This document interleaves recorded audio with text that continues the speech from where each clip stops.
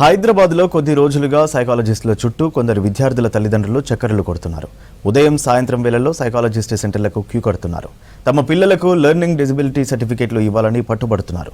అది ఉంటేనే తమ పిల్లలు 10th క్లాస్కు ప్రమోట్ అవుతారని చెబుతున్నారు. లేదంటే వెనుకబడే ఛాన్స్ ఉందని ఆందోళన వ్యక్తం చేస్తున్నారు. హైదరాబాద్ లో కొద్ది రోజులుగా సైకాలజిస్టుల చుట్టూ తిరుగుతున్నారు కొందరు విద్యార్థుల తల్లిదండ్రులు. 9th క్లాస్ చదివే పిల్లల పేరెంట్స్ కు ఇదే పనిగా మారింది.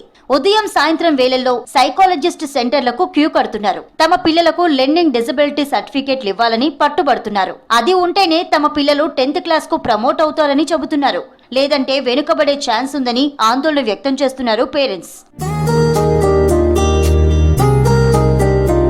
పేరెంట్స్ ఆవేదన విన్న సైకాలజిస్టులు పరేషాన్ అవుతున్నారు. పిల్లలకు ఎలాంటి టెస్ట్ చేయకుండా ఎల్డీ సర్టిఫికేట్లు ఇవ్వాలని పట్టుబట్టడం, దానికోసం ఎంతైనా ఖర్చు చేస్తామని చెప్పడంపై తలలు పట్టుకుంటున్నారు సైకాలజిస్టులు. లెర్నింగ్ డిజబిలిటీలో 3 రకాలుంటాయి. మొదటిది డిస్లెక్సియా, చదవటం రాయటం రాకపోవడం. రెండోది డిస్గ్రేఫియా, అనుకున్నది రాయలేకపోవడం.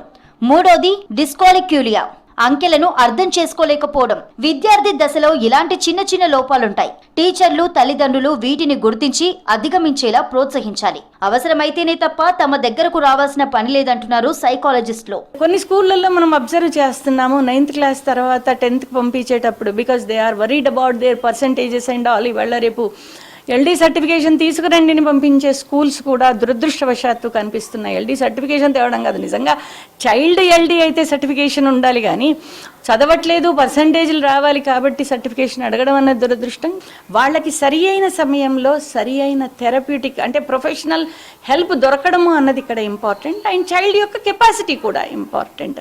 ఇలాంటి పిల్లలకు స్కూళ్లలో స్పెషల్ ఎడ్యుకేషన్ అందివ్వాలి. కౌన్సిలింగ్ ఇచ్చి ప్రాపర్ గా గైడ్ చేయాలి. అలా చేయకుండా ఎల్డీ సర్టిఫికేట్లు తెచ్చుకోవాలని సిబిఎస్ఈ, ఐసిఎస్ఈ విద్యను బోధించే స్కూల్ యాజమాన్యాలు పేరెంట్స్ పై ఒత్తిడి తెస్తున్నాయి.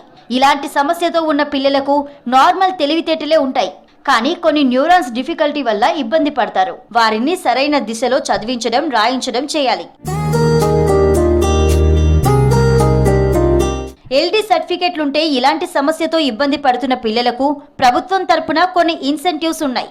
వారికి షాడో టీచర్ల సపోర్ట్ ఇవ్వడం, పరీక్షా హాల్లో క్యాలిక్యులేటర్స్ వాడుకోవడానికి వెసులుబాటు ఉంటుంది. పరీక్ష సమయానికంటే అదనంగా మరో 30 నిమిషాలు ఇస్తారు. కొన్ని పరీక్షలను కూడా ఎల్డీ సర్టిఫికెట్లు ఉన్న వారికి మినహాయింపు ఉంటుంది. ఎల్డీతో చిన్నతనంలో బాధపడ్డ ప్రముఖులు కూడా ఉన్నారు. వారంతా ప్రాపర్ గా పెరిగి ప్రయోజకులయ్యారు.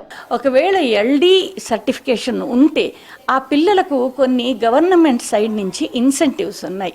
ముఖ్యంగా పరీక్షల విషయంలో చదువుకునే టైంలో స్పెషల్ ఎడ్యుకేటర్ సపోర్ట్ ఇవ్వడము, షాడో టీచర్ సపోర్ట్ ఇవ్వడము, వాళ్ళకున్న ఇష్యూస్ బిహేవియరల్ ఇష్యూస్ ఉన్నప్పుడు కౌన్సిలర్ యొక్క సపోర్ట్ ఇవ్వడం, ఇలాంటివన్నీ సంవత్సర పూర్తిగా ఇస్తూ ఎగ్జామ్స్ టైంలో కూడా వీళ్ళకి కొన్ని కన్సెషన్స్ ఉంటాయి.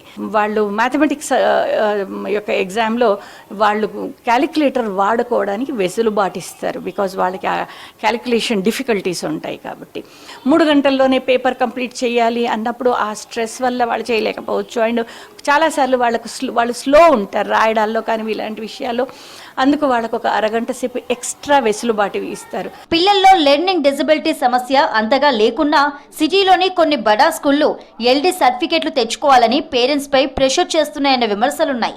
దీంతో పిల్లల కెరీర్ కోసం సైకాలజిస్టుల చుట్టూ తిరుగుతూ ఎల్డీ సర్టిఫికేట్లను తీసుకునే పనిలో ఉన్నారు పేరెంట్స్.